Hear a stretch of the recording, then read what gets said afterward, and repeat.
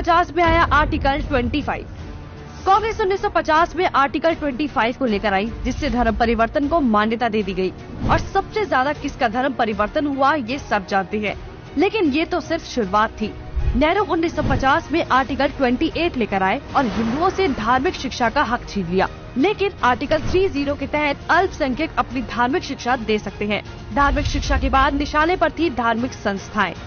1951 में HRCE act, 1951 में Hindu religious and charitable endowment act लेकर आए। उन्होंने कारण दिया कि बड़े मंदिरों का रखरखाव सही से हो सके, लेकिन इसकी आड़ में कब्जे कर लिए, जिसके तहत भारत में मौजूद बड़े बड़े मंदिरों का प्रबंध सरकार ने अपने हाथों में ले लिया और मनमाने ढंग से इनकी संपत्ति का दुरुपयोग किया। और ये सिर्फ हिंदुओं के मंदिर पर लागू था, बाकी धर्मों या धार्मिक स्थल पर लागू नहीं था। 1956 में हिंदू कोड बिल आया। 1956 में नेहरू सरकार हिंदू कोड बिल लेकर आई, लेकिन अल्पसंख्यकों के लिए इन्होंने पर्सनल लॉ बोर्ड को बिल्कुल हाथ नहीं लगाया। मतलब एक ही है, देश में एक जाति कद संविधान कानून से और दूसरी अपने धर्म के कानून के हिसाब से, और आज भी यूनिफॉर्म सिविल कोड से कतराते हैं। कांग्रेस ने लगाई आरक्षण की आग। कांग्रेस आरक्षण लेकर आई, जिससे हिंदुओं को बांटने का काम किया गया, जिससे सबसे बड़ा नुकसान हिंदुओं को हुआ। आरक्षण की देश में जरूरत थी, लेकिन मक्कार कांग्रेसी इस योजना को 10 साल लागू करने की बजाय इसे बढ़ाते चले गए और न ही इससे लोगों को सशक्त बना पाए, जबकि लोगों को इसकी लत लगा दी गई। इंदिरा का कार्यकाल। साल 1976 में इमरजेंसी के दौरान ही इंदिरा ने संविधान में सेक्युलर शब्द को जबरदस्ती घुसा दिया, जिसको लेकर संसद में कोई चर्चा तक नहीं हुई। मतलब कि हिंदू बहुसंख्यक होते हुए भी भारत हिंदू देश नहीं कहलाया जा सकता, जबकि आप हमारे आसपास देखेंगे तो सभी मजहबी देश हैं, लेकिन हिंदुओं के लिए कोई देश नहीं बचा।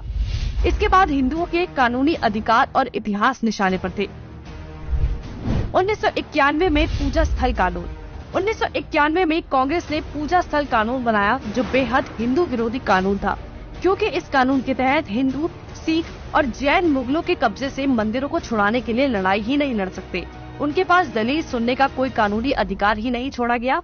हमने लाखों मंदिर और उनका इतिहास खो दिया। 1992 माइनॉरिटी कमीशन एक्ट। कांग्रेस ने अल्पसंख्यक आयोग अधिनियम बनाने के बाद अल्पसंख्यक आयोग बना दिया।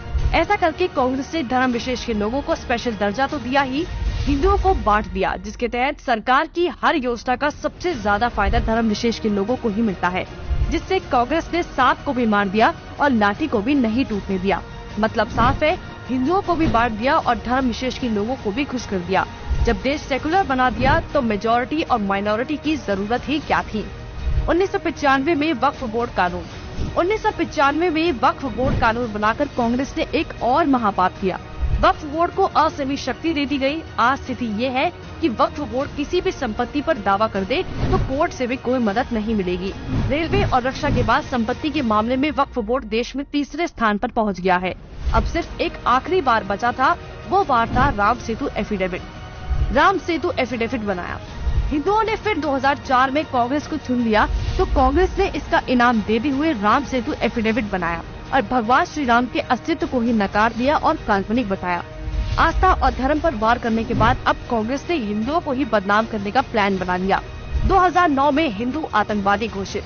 2009 में फिर से हिंदुओं ने कांग्रेस को चुना, तो उसके बदले में कांग्रेस ने हिंदुओं को ही टेरर घोषित कर दिया। कांग्रेस ने बहुत ही चालाकी से एक एक कर हिंदुओं के धर्म, अधिकारों और शिक्षा के अधिकार को छीन लिया, लेकिन हिंदू फिर भी कांग्रेस को नहीं समझ पाया।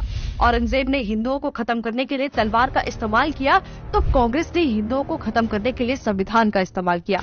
फिर भी कांग्रेस ही बोल रहे हैं कि लोकतंत्र खत्म हो रहा